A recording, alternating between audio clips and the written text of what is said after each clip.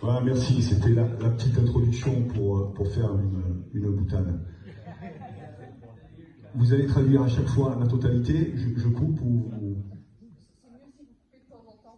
pour que vous puissiez respirer. D'accord, parce que moi d'habitude je débite très très vite.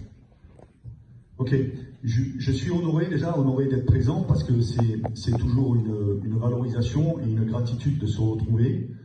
Et en même temps, quand on parle des métiers de protection rapprochée, moi j'ai été confronté, je suis passé de l'ombre à la lumière, et c'est vrai que c'est une difficulté, j'en parlais tout à l'heure avec mon ami le major Gérald, on discutait. Et je lui ai expliqué que la notoriété est un poison dans la finalité. Quand vous avez une notoriété, moi j'étais pas préparé de passer de l'ombre à la lumière, et la notoriété, elle a double tranchant. Et il vaut mieux que ça vous arrive quand ça m'est arrivé à moi, à mon âge, qu'à un jeune de 20 ans ou autre chose, s'il n'est pas prêt. Et d'où l'importance de la psychologie et de l'entraînement physique permanent.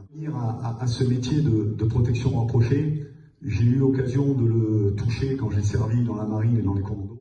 L'innovation là-dedans, c'est le premier RPIMA, qui était les primos intervenants sur ce genre de mission.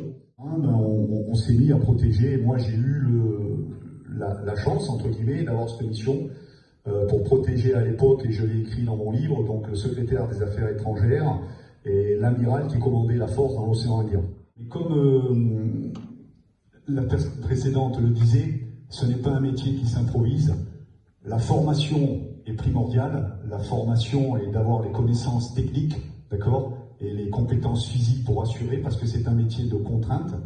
On est souvent dans l'ombre, et nous, pour avoir, on va dire, la bonne formation, à l'époque, on a eu la chance d'être formé donc au GIGN, une partie, au GSPR, qui était vraiment un service très compétent, et puis on a fait aussi un petit passage au RAID, aux protections des personnels. C'est un exercice très dur pour moi de parler lentement et qui est la traduction, parce que moi d'habitude, je vais très très vite quand je parle. Ce que je voudrais vraiment vous faire passer comme message, c'est démystifier quelque chose. C'est pas parce que vous avez un tampon Commando Marine, un tampon GIGN, un tampon RAID, un tampon Légion étrangère, que vous allez être le meilleur. Je démystifie ça en toute humilité. Si vous avez les bonnes formations, que vous êtes motivé, que vous êtes entraîné, et que vous vous donnez surtout l'envie, la passion et la détermination pour y arriver et faire votre métier correctement, il ne faut pas avoir de complexe.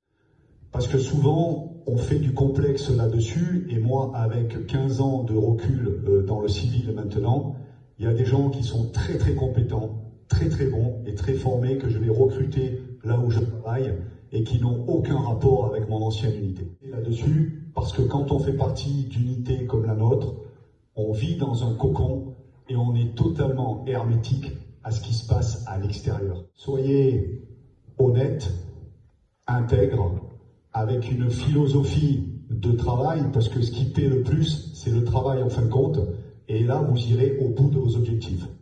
Je raconte dans mon livre une anecdote de protection rapprochée.